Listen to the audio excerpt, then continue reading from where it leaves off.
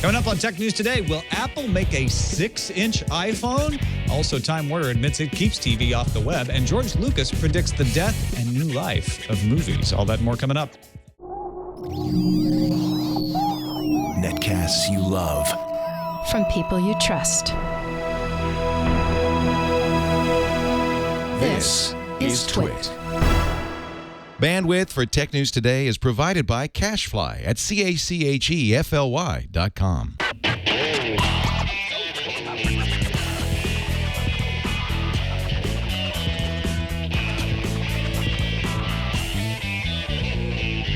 This is Tech News Today for Thursday, the 13th of June, 2013. Tech News Today is brought to you by Squarespace, the all-in-one platform that makes it fast and easy to create a professional website, blog, portfolio, or online store. For a free trial and 10% off your first purchase on new accounts, go to squarespace.com and use offer code TNT6. And by Umano, interesting content read to you by professional voice artists. Stay informed on the go. Umano is available for your iPhone, iPad, or Android device. Download it for free in the App Store or on Google Play, UMANO. For more information, visit umanoapp.com.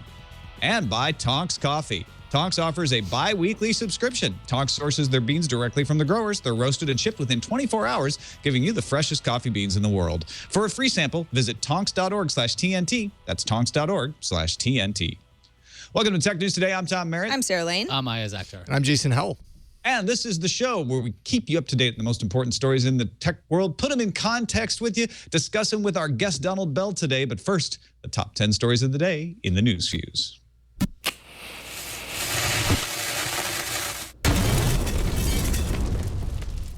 Reuters reports sources in Apple's supply chain say new iPhones with 4.7-inch and 5.7-inch screens are being considered for next year. Apple often experiments with different prototypes, many of which do not become final products. Sources also told Reuters a new iPhone referenced to as the 5S will come this year with a fingerprint sensor released alongside cheaper versions with a plastic case and available in multiple colors.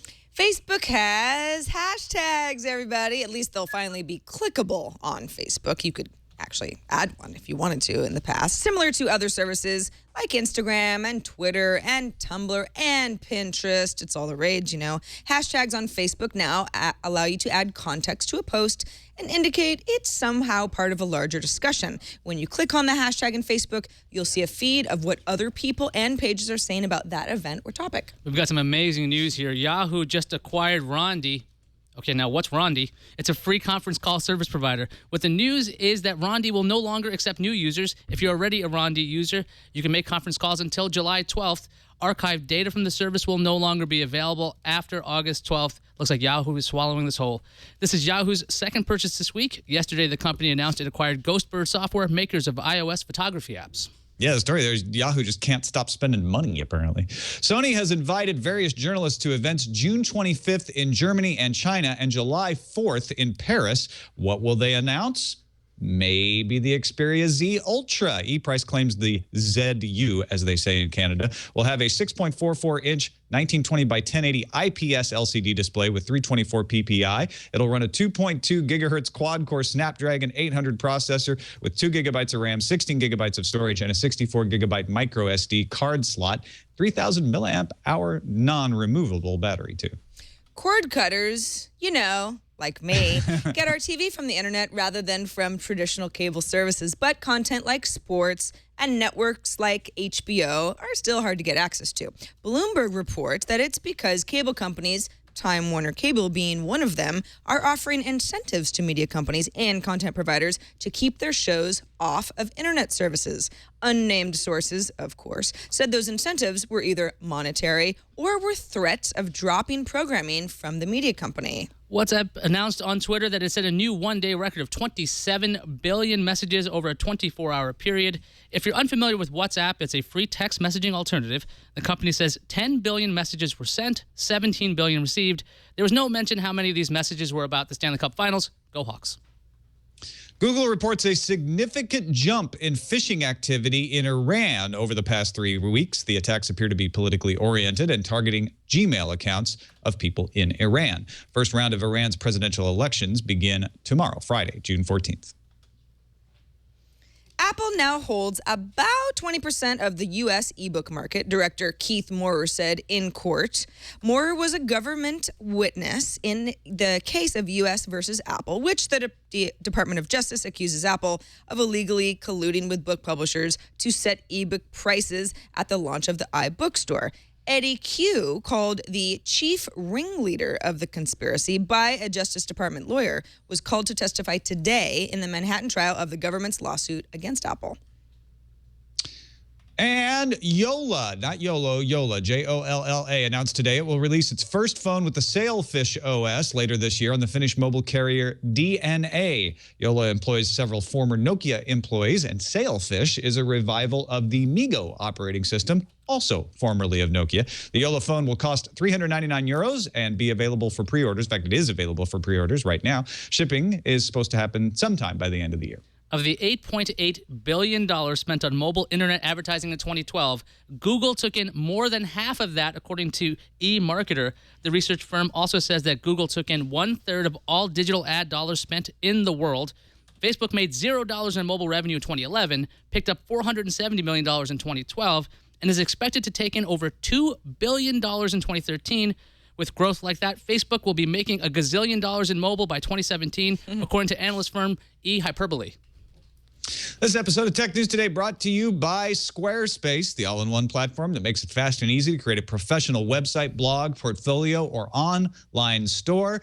They upgraded the platform last fall, but that doesn't mean they stopped. They've been rolling out all kinds of great new updates all the time. Make sure you get the most from their recent innovations. Squarespace has a 24/7 support team providing live chat during the week and extremely fast email support throughout the day and night. Plus, with plans starting as low as $8 a month for software and hosting, it's a real value. We use it for Sword and Laser. I use it for my books website, and I use it because it makes me look like I actually know at least something about design. They've got an award-winning design team. All I have to do is choose one of their templates, customize some colors, move some stuff around, drag and drop, boom.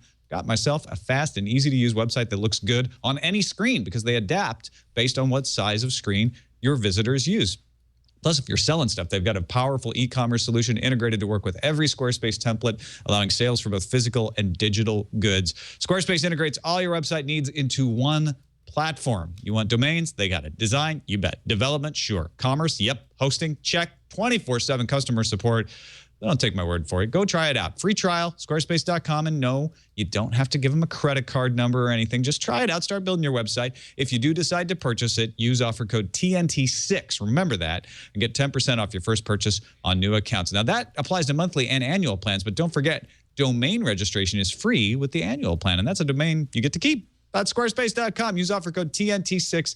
Everything you need to create an exceptional website. And we thank them for their support of Tech News Today.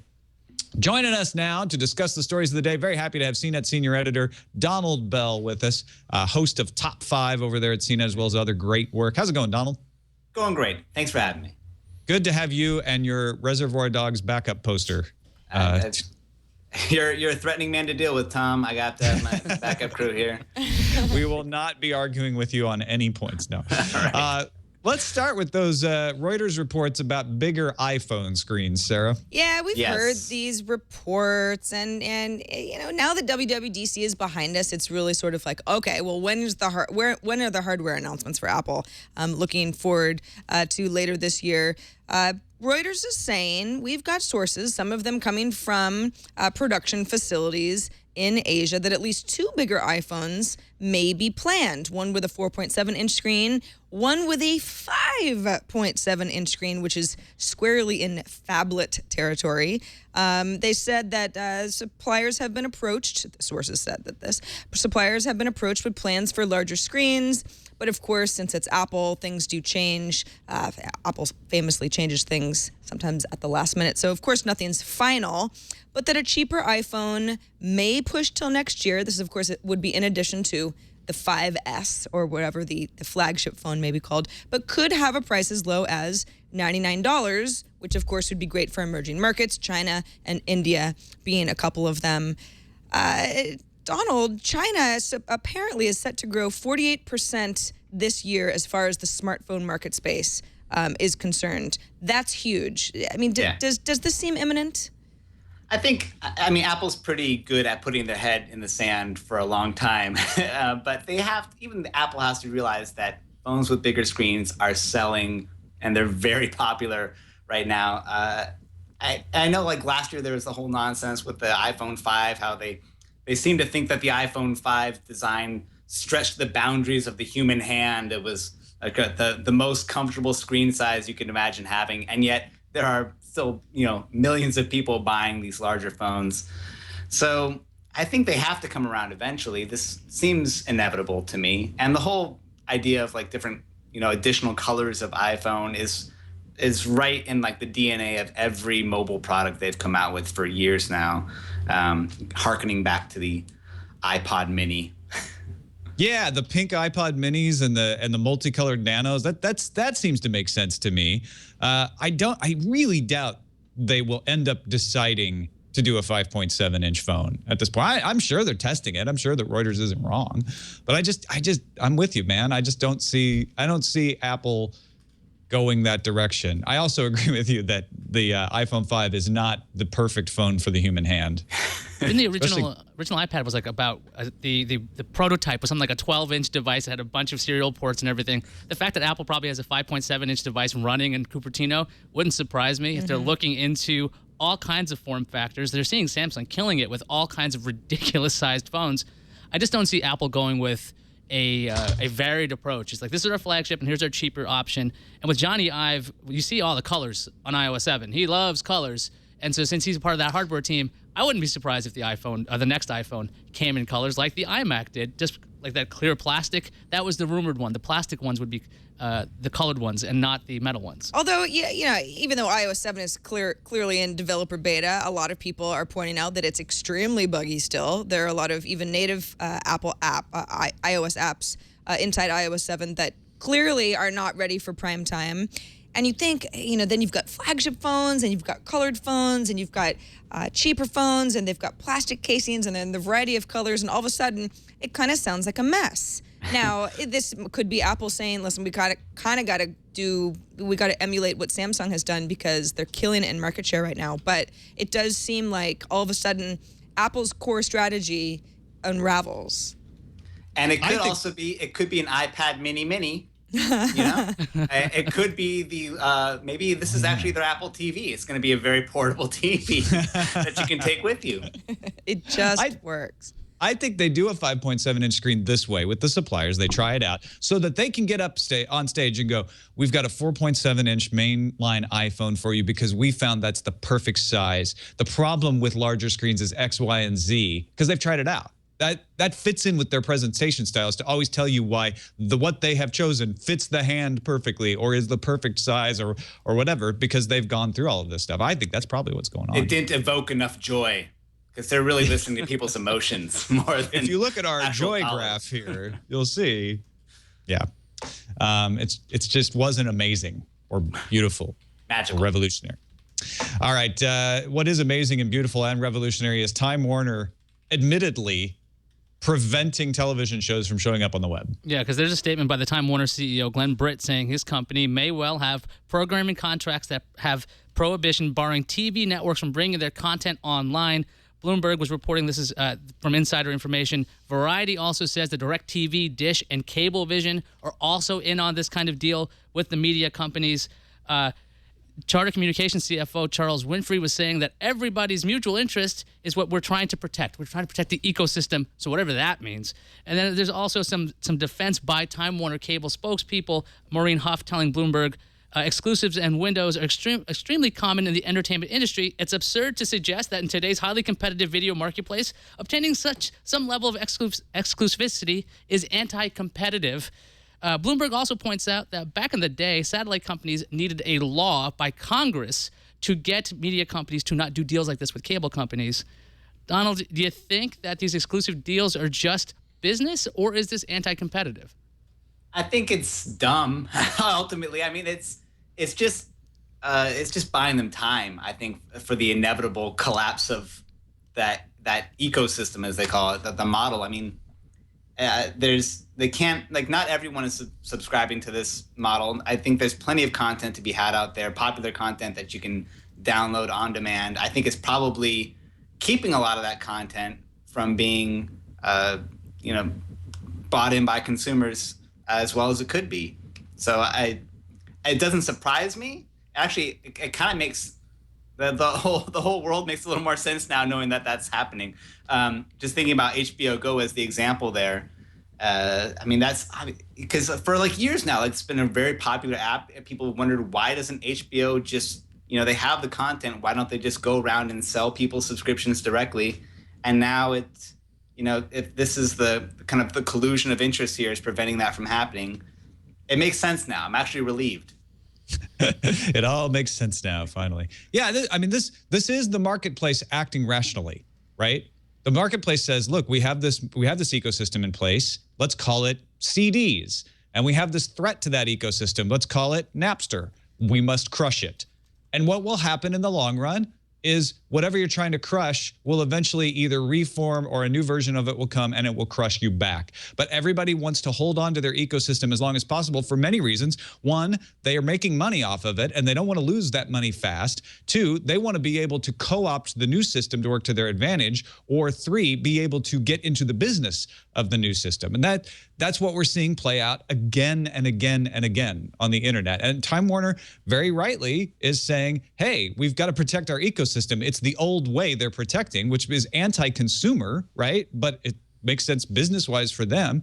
And they're also saying exclusivities won't go away. And I think they're right. Netflix has an exclusive on House of Cards. We're not going to lose exclusives, but the whole thing's going to change. And Glenn Brett also said that some of the deals that Time Warner has actually gives it the rights to internet video distribution if programmers license networks to an online video provider. We've talked about Time Warner potentially going after Hulu, making that the option for TV everywhere, keeping this online component as a component of cable. Sarah, I hear you're a cord cutter. Oh, I am. Are you now? Yeah. What do you think about this stuff? Well, No it's almost like the prism of cable, right? It's like, finally, we know that this is happening behind the scenes, but what does it change, really? I mean, what power do we have over the cable companies to not lock up these great ways to get our content? Well, I don't have any power, and I don't think much of cable companies anyway. Cable companies and telcos, it's like they all have terrible reputations, and they do stuff that seems anti-competitive, and that's sort of the way that it goes. It makes perfect sense that Time Warner would say, let's hold off on people being able to circumvent paying us so that they can get the content that they want until we can figure out how to bake it in to a subscription so that they pay us. And, kind of having that right of first refusal was something like Hulu content, if that were to be a deal, would be very smart. So this is not surprising to me. It's kind of more of the same. I just wonder if Apple and Intel and Google are going to throw money at Congress to say, hey, you know what? You gave a lot of satellite companies, and now they're doing this to us. There's enough money in those companies that they can get legislation passed, and maybe we'll finally get some freaking TV through the internet without a cable subscription. Now, I know a bunch of you out there are saying, oh, this is what you expect from the old guard. The old guard doesn't know what's going on. They just don't get it. Well, here's two of the old guard, Steven Spielberg and George Lucas, talking with Don Matrick, the Microsoft president of interactive entertainment, who's probably more famous this week for his comments about the Xbox. But nonetheless, he was moderating a talk at USC on the future of entertainment medium. And George Lucas predicted what I think is an interesting scenario. I want to hear what you guys think. He says movies will become like Broadway. Theater movies. You'll go to high-end, sophisticated theaters. There'll be fewer of them. It'll cost you more. He's like, maybe it'll cost you like $50 or $100. It'll be more like a sporting event.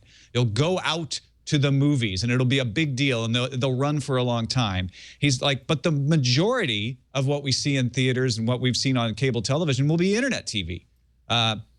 It will be a wider variety. There'll be more experimentation. There'll be more niche program. He says, but out of that chaos will come really amazing things. And right now, there's amazing opportunities for young people coming into the industry to say, hey, I think I'm going to do this, and there's nobody to stop me. It's all because the gatekeepers have been killed. That's a quote. Tell that to Time Warner. From George Lucas, right? George Lucas thinks Time Warner's about to get gunned down by the Reservoir Dogs, Donald. I definitely think that he's spotting the trend towards people wanting to consume even like blockbuster content in their living room as opposed to going out to a theater. I have a harder time buying this evolution of the theater into becoming a bigger Broadway-like experience. I think that'd be neat. It's like I could see that as a possible, avenue for the future. But I mean, there's a lot of skeevy theaters out there that have to get dramatically upgraded to support that idea.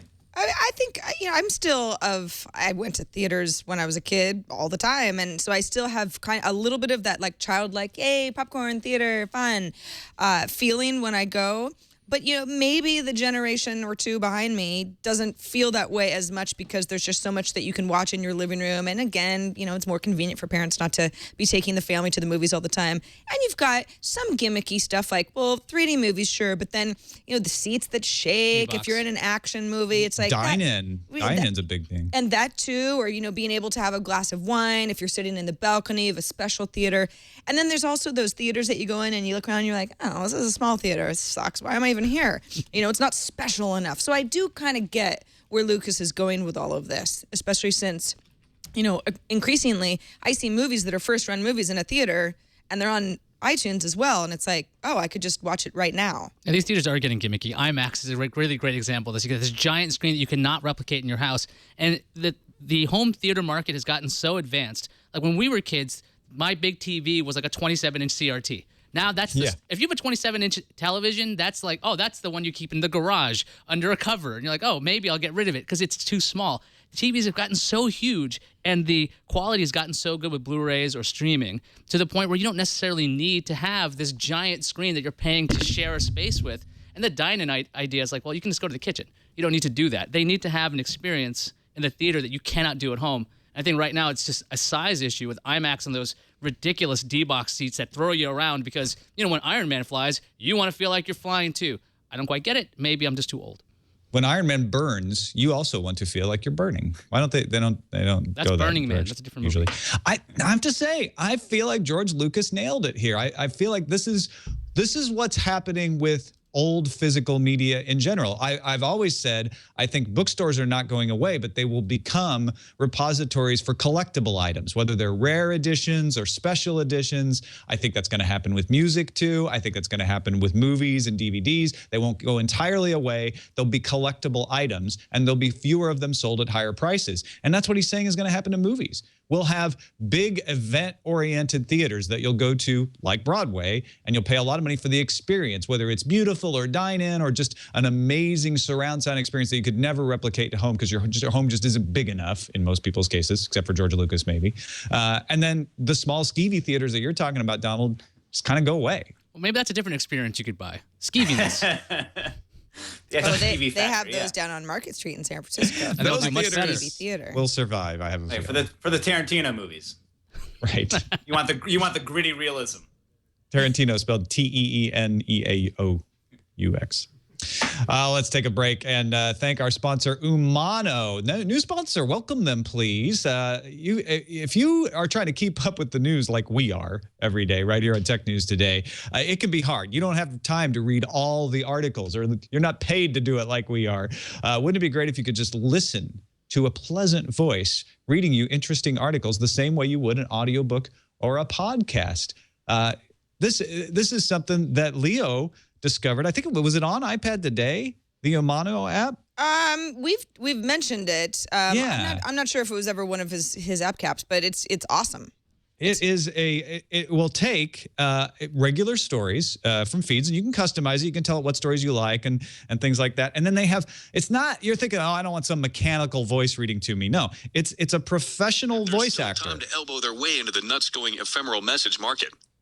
ClipChat is the work of Menlo Park-based apps factory, Addiction, which is responsible for. See, it's going to put us out of business, is what. No, it's a totally different thing than Tech News Today. Perfectly complimentary. It's really awesome, actually. You got to check it out. An app that discovers the most intriguing articles, news stories from a variety of trusted sources, has them read to you by professional voice artists whenever it's convenient for you, whether that's during your commute, your workout, your breakfast at home.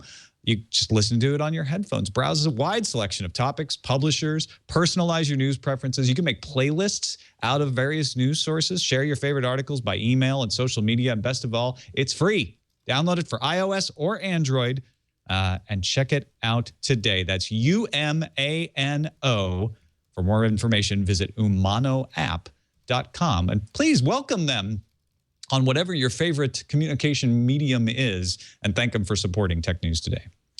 All right. Speaking of one of our favorite communication mediums, Twitter is opening up its analytics platform. Yeah, in fact, it already has. It's opened up analytics tools to the public, all of us, completely for free. Didn't make a big announcement about it. Twitter didn't anyway. But if you go to ads.twitter.com and then click on the analytics tab, I would show you mine, but I'm having a problem logging in. It's probably no fault of Twitter's. It's all my own horrible laptop. But I was looking at it this morning, and it's kind of neat because not only once you log in with your Twitter credentials, not only will it tell you information about what tweets of yours were retweeted the most, were faved the most, were liked the most, but it also gives you information about the kinds of people that follow you. What's the male to female gender ratio, for example?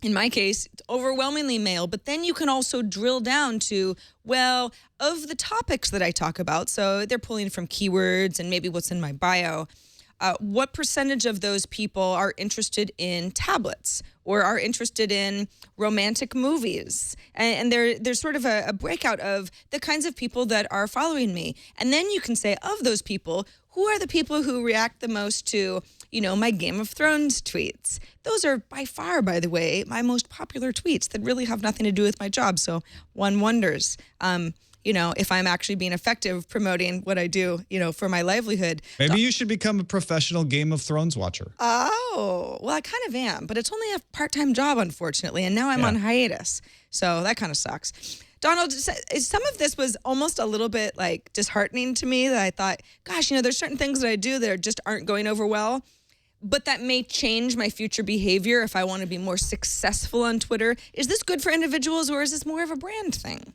I mean, I think it's good for individuals who treat social networking as something that's competitive or maybe it's part of their livelihood. I think it's good for companies that use Twitter. I think it's good for brands or bands that use Twitter. People who really want to maximize the most effect they get out of their tweets. But I think for most people who are just tweeting their lunch, I don't think it's going to make a big difference. In a lot of ways, it's getting closer to what Facebook offers with their Pages interface and the analytics they have there. So I think it's great for companies. I think if you're going to get really type A about your tweets and who's responding to them or how effective they are, maybe you're into this a little too much. It's definitely a numbers game. I mean, there are certainly third-party services that do a lot of the features that this Twitter analytics tool also does. Is that just Twitter's part wanting to take it internal? Yeah, Twitter's been consolidating like crazy. For pretty much every service that exists, when it existed outside of Twitter, Twitter saw it and said, "Hey, that's a great idea. We'll do it too." And they've taken everything internal. On Donald's point of Type A's going into this, I could see people gamifying this. If this is an open API, which I seriously doubt, if you have access to this, you could see points being built up. Who's got more interest in bands or who's got more interest in pizza that day? It just seems like it could get silly if somebody decides to make it silly, but otherwise it's going to be a tool for brands, not necessarily people. Well, I think you guys are right. It's mostly a tool for brands, but it's also a tool for nerds, especially numbers nerds and analytics nerds. I've been a big fan of Gina Trapani's ThinkUp for a long time, which does similar stuff. It tells you how many retweets are you getting, who follows you that has the most followers and all that sort of thing. So I can't wait to take a look at this, but I'm getting the same thing you are, Sarah. Apparently everyone's looking at it right now. Well, I'm glad it's not just me. It's not. It was working just fine Works this for morning, me. and I wanted to show it works for you, huh? Yep. Well, aren't you special? I really am. I even got an exclusive email yesterday saying, "Hey, it's open to you." I was like, "Oh, it's open to everybody." It's probably because we have so many more followers, Sarah. Probably. It's probably because we're It's just can't be verified. Right. You guys suck. No, but I can't wait to look at this. I'm just a numbers nerd. I love digging into this. Yeah, I thought it was kind of fun too. It's interesting to see what the breakdown is, especially people in the world who follow me. I mean, most of them live in California, but I've got a few in Poland. Yeah. So thank you. Shout Polish out. followers. Love you. Krakow. Yeah. The WhatsApp announcement we heard in the news fuse, they set a record with 27 billion messages in a day. And you may say, well, who the heck is using WhatsApp? I don't know anybody on WhatsApp, unless, of course, you do use WhatsApp. And then you're like, well, of course, everyone uses WhatsApp.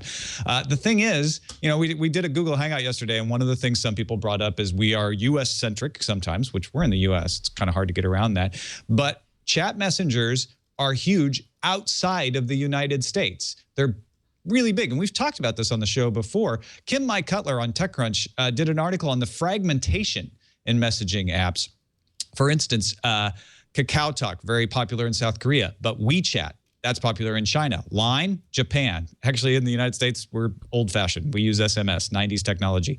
Onavo Insights tracks data coming from data compression apps on phones, and it's able to kind of tell what other apps people use if they're a predominant user of a particular type. So culturally, they're saying in the United States, the people who use KakaoTalk are more likely to use the app Viki, which is a Korean TV app. The people who use WeChat use the Chinese social network Renren, as well as a Chinese English dictionary and QQ. People who use WeChat are into Bollywood music radio, and Viber users are into Raga, another popular Indian app, and Bollywood music radio. So you can see that even when you're coming to another country, if you're culturally from another tradition, you're using the messenger app that is popular with the people you know. That's typical, right? That makes perfect sense. We used to see this with social networks, right? What was the old Google social network way back in the day that was really popular in Brazil? Orchid. Yeah, and there was another social network that was popular in the UK, and Friendster was actually until recently still very popular in the Philippines. But that has collapsed. That has become very Facebook dominant now. There's still people using other social networks, but it's homogenized. Do you think that will continue with messenger apps being along cultural lines? Or do you think that this will go that same way, that one of these will eventually, maybe a WeChat or a Line will start to dominate? Donald, if you had to guess, what would you say? I think, I mean, I have to wonder if part of this is also the after effect of maybe SMS or different messaging fees that might be built into phones overseas are just so exorbitant that they automatically rush to whatever the good free option is. Whereas we just suck it up and deal with it. But I do think that there's something to be said where this is a social app. I mean, messaging is inherently a social thing, and you want to find out what your friends are using so you can communicate with them, and that's how you get your recommendation. And it's probably just viral in that nature and pretty localized. Well, also, I mean, it's interesting that depending on what messenger app you use, kind of says something about the other services that you might use. And I mean, a lot of these sites and services are not just location-based, but language-specific. So, you know, if somebody is trying to communicate with me on a particular app and we don't speak the same language, well, there's no conversation there. So I think that a lot of these messenger apps kind of naturally come out of communities that are built around what people are talking about culturally and the language that they're speaking. The thing is, I think WhatsApp is pretty old. I remember a friend of mine recommending it way back in, I think, the iPhone 3G days. So they had enough time and enough momentum to get tons and tons of messages. So if you've been around the longest time and you didn't want to pay for SMS and you wanted to make sure that MMS worked, because if you use something like Google Voice like I do, for text, you don't necessarily get images, and then you have to explain to somebody, hey, could you send it to this special address or whatever. It's a lot easier with apps. You go, I'm on that app, you're on this app? Okay, done. You can just send a link. It's very, very simple. Yeah, I try to use these apps. I don't have Pinger installed, but I have all the other ones listed in this TechCrunch article, KakaoTalk, Facebook Messenger. But frankly, Facebook Messenger is the only one that I ever get any messages on. You know, and that's the other thing. It's all which app the people you know are using. Now, when we were, I was getting together with some people from out of town for E3, around E3, and one of them was using Twitter direct message to message with me. I wonder if I had suggested, like, hey, do you have WhatsApp or KakaoTalk, if that would have been a better way to communicate. Because again, this is a person who's like, I'm not using the SMS roaming rates, forget that. Well, but then Twitter DMing has its own limitations if you wanted to send a photo or something like that. And then we're not even getting into like Snapchat territory, which is it's almost like a whole nother medium of messaging. Tom, if you'd like, I could start Snapchatting you regularly. Yeah, let's start. Wait, what? It doesn't have to be maybe. like that. Let me think about That's it. just Yeah, a- okay. That's just That's what the one kids way do. to use it. Let's move on to iOS 7. Not lots of stories coming out around iOS 7, but the one about game controllers caught Ayaz's eye. Yeah, this is a little bit odd to me. 9to5Mac found out that Apple will support standardized hardware controllers. This isn't a rumor. This is actually in Apple's new game controller framework added to iOS 7 and OS 10.9, known as Mavericks. Here's how it works. Apple's going to open up the iOS SDK to support hardware controllers, and iOS would support MFi controllers. That's Apple's licensing program for third-party hardware accessories. Touch Arcade. Now, they found some some images of the hardware that could be used with iOS devices. One looks like the Wii Classic controller. The other one looks like a Nintendo 3DS that you could pop an iPhone into. Now, Apple's biggest guidelines on the controllers, they must be optional, and they must be automatically connected once discovered.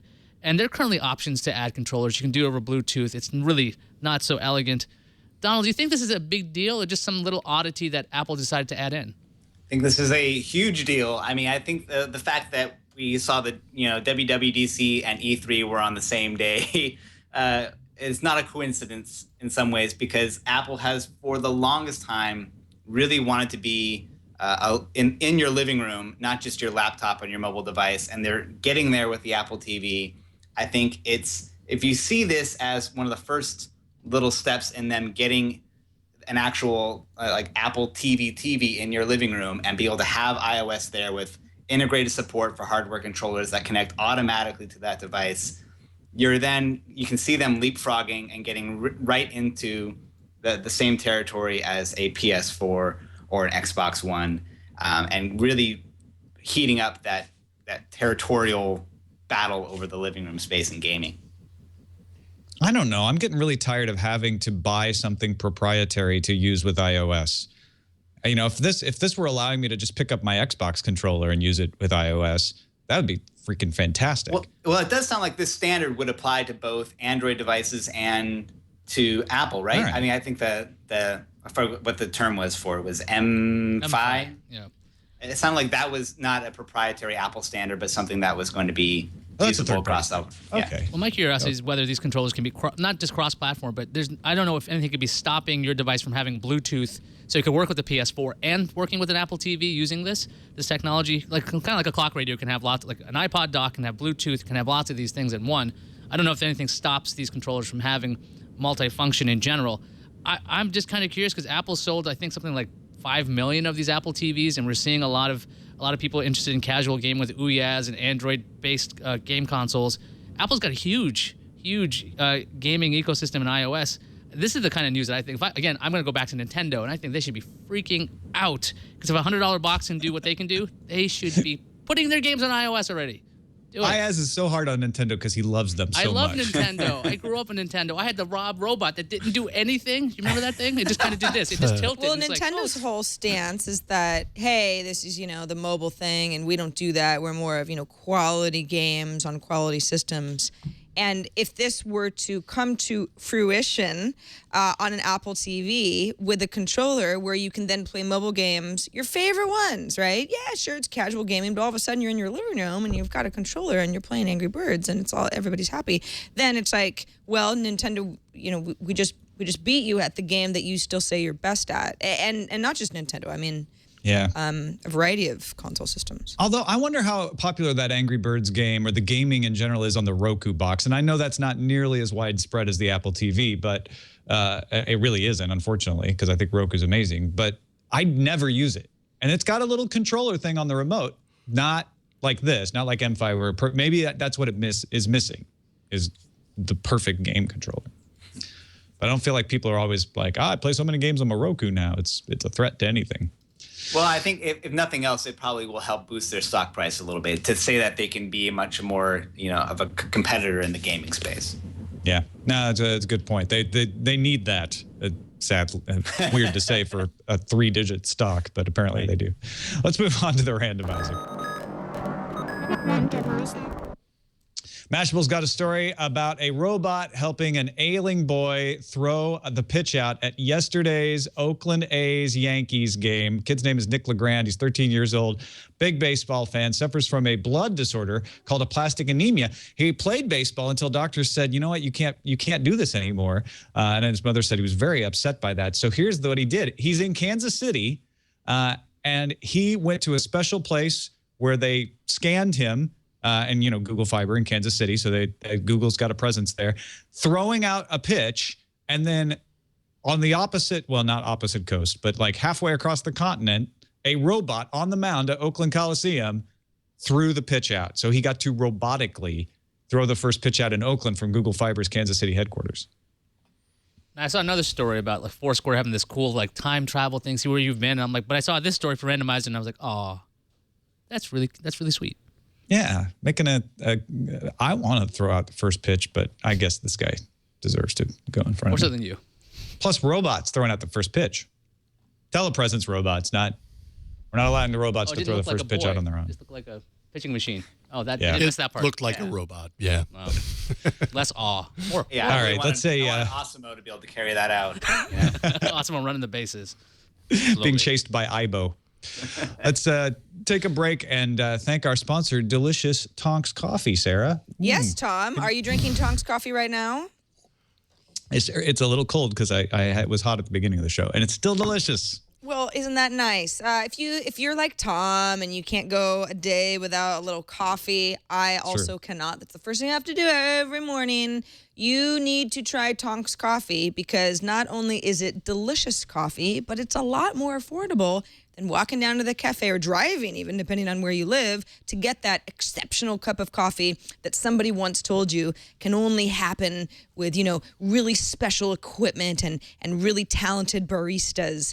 That's not true. Tonks Coffee is a company full of people fanatical about giving you the best beans in the world. They source coffee directly from growers. They roast the coffee, and then they ship that coffee to you within 24 hours of roasting, so it's as fresh as possible. The fresher, the better. Really matters. Every couple of weeks, every 2 weeks to be specific, you can get a new batch of very, very good beans. They ship it right to you, roasted to perfection. Smells really good, too. Tastes even better. It's a subscription service. Tonks is subscription only.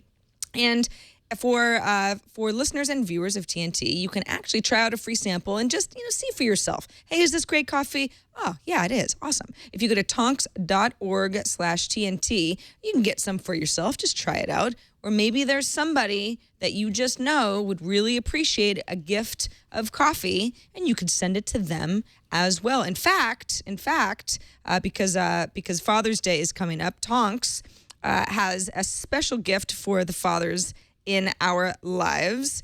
Special offer if you buy a subscription for your dad. Tonks will include an AeroPress. AeroPressi are very nice. If you've never used one, they're easy to use, and some people swear by them. Say this is actually the best way to make the best cup of coffee in the world. Easy to use, makes good coffee. Normally retails for about $30, so nice free gift for you. A unique gift for your dad or a dad that that's also really awesome. And, show me you put a little thought into it. Tonks.org/TNT, and thanks to Tonks for sponsoring this episode. Excellent. You hear that, children of Donald Bell, Jason Howell, Ayaz Akhtar? Yeah, my 3-year-old better get on this. Get him some Tonks. Maybe he ought to start drinking some coffee. Oh, yeah. That's a great Slacker. idea. As long as he's on decaf, I'm fine with it. Put some hair in his chest at 3 years old. Let's move on to the calendar. It's Radio Free Europe. Oh, I mean Ardio Free Europe and Asia. Ardio is actually coming to a variety of new markets: Malaysia, Hong Kong, Colombia, Chile, the Czech Republic, Switzerland, and Poland. Welcome, new music subscription people. AT&T is launching the Galaxy S4 Active on June 21st for $199. Pre-orders start June 14th. Amazon will start selling its Kindle tablets and e-readers online in India starting on June 27th. And Nintendo will receive its first free-to-play game between now and March 2014. Ayaz, that ought to make you happy. I am They thrilled. are turning things around. By March 2014, I can't wait.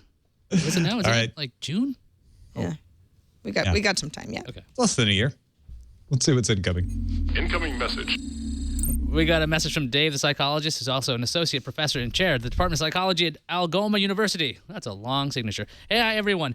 Yesterday, Lamar was concerned about the agenda behind the work that scientists have done many, many times that has shown that driving while talking on the phone or texting is very distracting. Well, perhaps I can put this to rest a little. A student in our psychology department here at Algoma University, go Thunderbirds, ran a study for her honors thesis on this. Courtney Parr, working with my colleague Paul Dupuy, I don't know how to say that, found that people were most distracted when using a phone and when talking about an email, when using a Bluetooth headset talking to a Confederate compared to a Confederate being beside them. There was no difference between the hands-free and the handful phone condition. The subjects were using a driving simulator. The conversations were exactly the same. There was a script that the Confederate followed. Courtney's agenda was clear. She wanted to fulfill the requirements of an honors BA in psychology. Aha! So now we know the secret agenda. Excellent. Got another email from Tim who says, several Twitter clients seem to have gone dark this week. Destroy Twitter, TweetDeck, at least the Air client, even the Digsby integration all seem to be dead. Did something at Twitter change recently? He says, I recall a story a few months ago about some changes to the API that would potentially hurt third-party apps, but it feels like there's no option left on the Windows desktop now other than going to the website, which is a terrible user experience. At least that's what Tim says. He tries to avoid it at all costs. Any chance that this can get covered on the show, as they used to say over on that other network? Love the show. Yeah, they killed their the original API. Yeah, API v1 dead, DED dead, and that's what caused all of these things to go away. So there you go. We covered it on the show. There you go. Thank you. Yeah, but no, thanks for reminding us that some people might be confused as to what happened. And finally, Callamore from sunny Scotland has a thought about Nintendo. What if they partner up with HTC? HTC, he says, makes very fine phones, but seem to have a hard time getting anybody to notice. And Nintendo makes very fine games, but they're struggling. Ayaz, what do you think of that? I think it's a great idea for both companies. It could be a partnership, a joint venture of awesomeness. Now, Donald Bell, I know you covered mobile space over the years. What do you think the chances are of Nintendo and HTC partnering up? I think it'd be tough because it'd be two brands that are kind of falling on hard times right now, trying to huddle together. I don't know if it would have the superstar impact that would catapult the combined entities into something would have great. Beats and Mario. It's Beats Mario. Mario Beats. A natural combination. Right, of course. Well, that is it for the show. Donald Bell, thank you so much. Let folks know where they can find your stuff online. Top5.cnet.com. I think you remember that one, Tom. I sure also, do. howto.cnet.com is where you'll find my how-tos. Awesome. So check them out, howto.cnet.com, top5.cnet.com. Donald Bell keeping the awesome content alive over there at CNET. Well done, my friend. Thank you. You too. You can also submit stories for our subreddit. technewstoday.reddit.com is where you can let your voice be heard. We talked about this a lot in our Google Hangout yesterday as well, how we integrate that feedback into our story selection. So go be a part of it. You can find us on the web, twit.tv/TNT, email us, tnt@twit.tv, or give us a call. Leave us a voicemail, 260-TNT show is the number. We'll be back tomorrow. Darren Kitchen won't be with us because he'll be hacking across America, but Len Peralta will be along to illustrate our stories. We'll see you then.